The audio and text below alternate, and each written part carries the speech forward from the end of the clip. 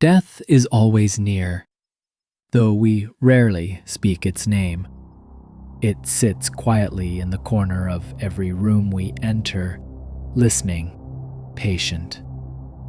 When a child is born, when laughter fills the air, when lovers whisper to each other in the dark, death is there too.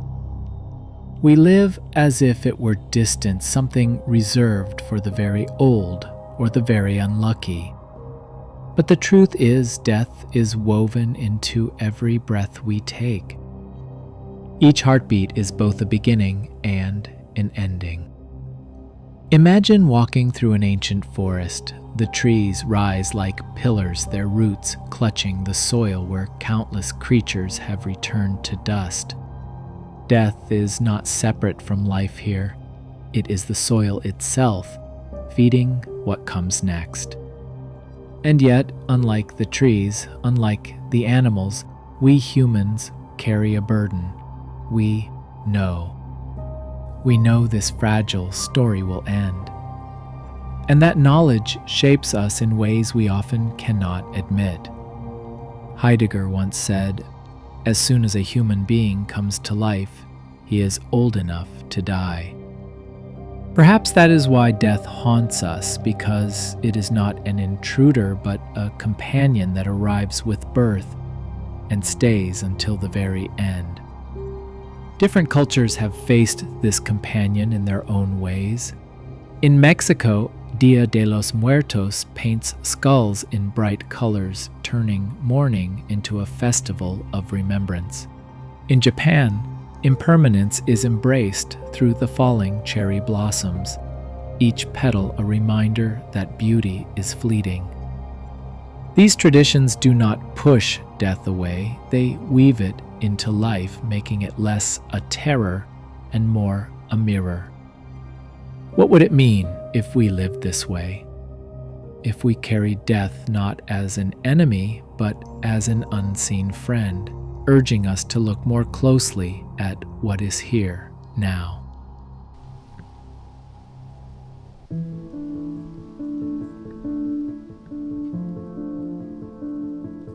Close your eyes for a moment. Imagine not a dream, not sleep, but nothing. No colors, no thoughts, no you. This is what unsettles us. Not the pain of dying, but the possibility of vanishing. Of all the faces we've loved, all the memories we've carried dissolving into silence. Epicurus told us not to fear it. When we are, death is not. When death is, we are not. In his view, the living never meet death, we only imagine it. But our imagination is enough to terrify us. Because the truth is, we don't fear death like we fear a storm or an illness. We fear it because it threatens the very center of our being. The I that speaks these words, that hopes, that remembers. In the East, the idea of emptiness is treated differently. Buddhism teaches that the self is an illusion, a wave that believes it is separate from the ocean. To fear death is to fear the dissolving of a boundary that was never real to begin with. Where the West sees a void, Buddhism sees a return. Perhaps nothingness is not the enemy we think it is. Think of the night sky.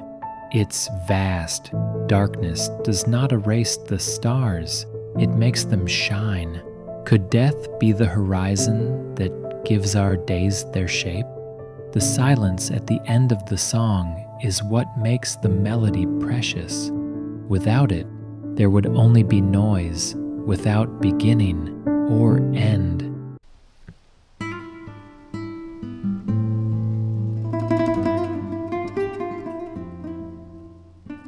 If you had forever, would anything matter? Imagine a life without endings, no urgency, no farewells, no seasons to remind us of change. Days would blur together, sweet at first, then hollow. It is because we end that we love, because we end that we choose, because we end that we rush to say, I'm sorry, or I love you, before the chance slips away. Albert Camus called life absurd, a fragile flame that burns even as the darkness surrounds it. But he did not despair. Instead, he insisted we embrace the absurd, rebel against it, live fully, even knowing the futility. To know death is to feel the sharpness of life, the way sunlight falls on a window, the way laughter fills a room, the way a single goodbye can ache for decades. Every ending deepens the meaning of what came before.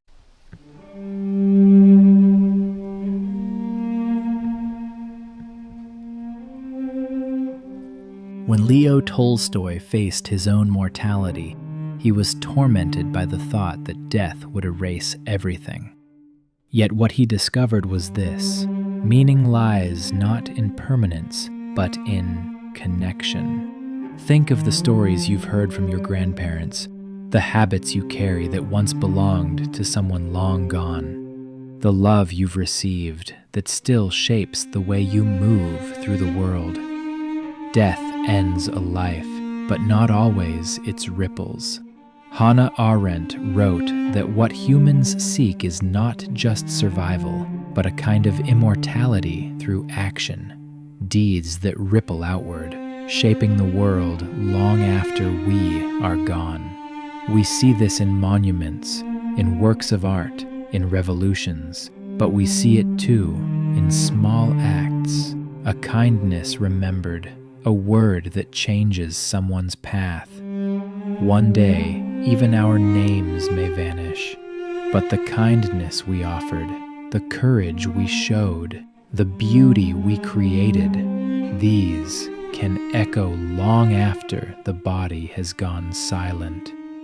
Legacy is not stone carved with our name. It is the unseen ways we remain in others' lives.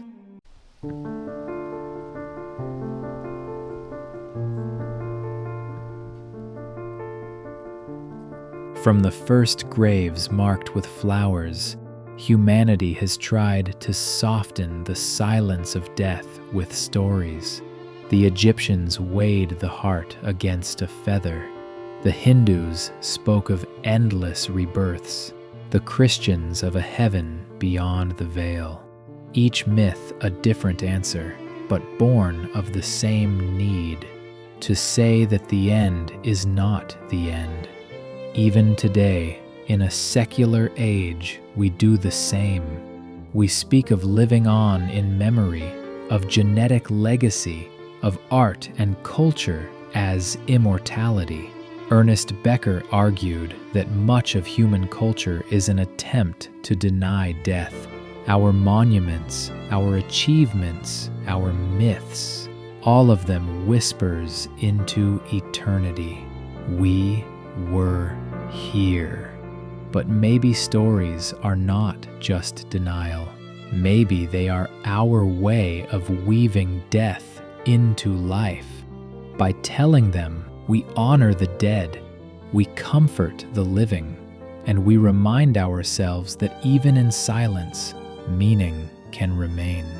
Even in our modern rituals, funerals streamed online, digital memorials, social media pages kept alive after death, we see the same impulse, the urge to carry the dead with us, to make them part of our ongoing story.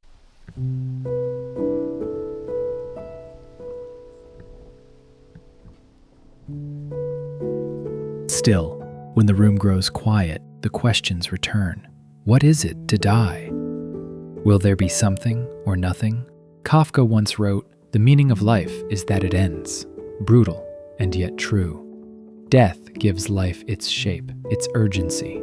Science tells us we are stardust, briefly assembled into flesh and thought, destined to scatter again. Religion tells us of soul and afterlife. Philosophy offers arguments but no proof. And so, in the end, we must each stand before the abyss alone. The Stoics practiced memento mori, reminders of death, a skull on the desk, a whispered phrase, "Remember, you will die." Not as morbid obsession, but as a discipline, to keep life sharp, to make sure each moment is spent as if it matters. The abyss is not only the end, it is the silence that urges us into presence, into action. Perhaps the question is not how to conquer death, but how to live knowing it cannot be conquered. And if these reflections have given you pause, if they have spoken to that quiet place in you that knows death is near, then walk with us further. Subscribe to the Fragments of Being YouTube channel, and together we will keep asking these questions. Not to escape the abyss, but to learn how to face it.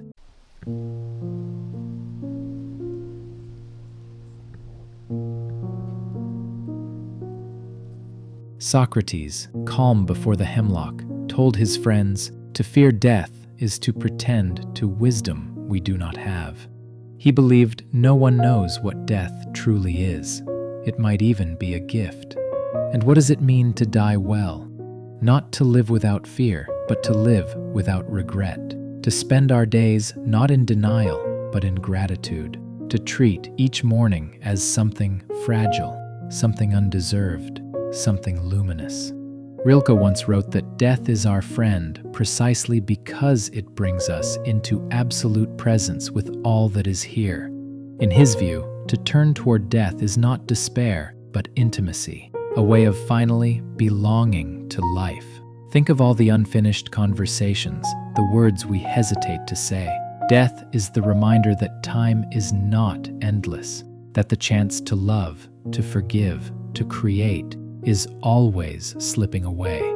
To die well is to live awake, to live as though every goodbye could be the last, to let the ordinary moments, a hand held, a meal shared, a breath taken, glow with their true weight.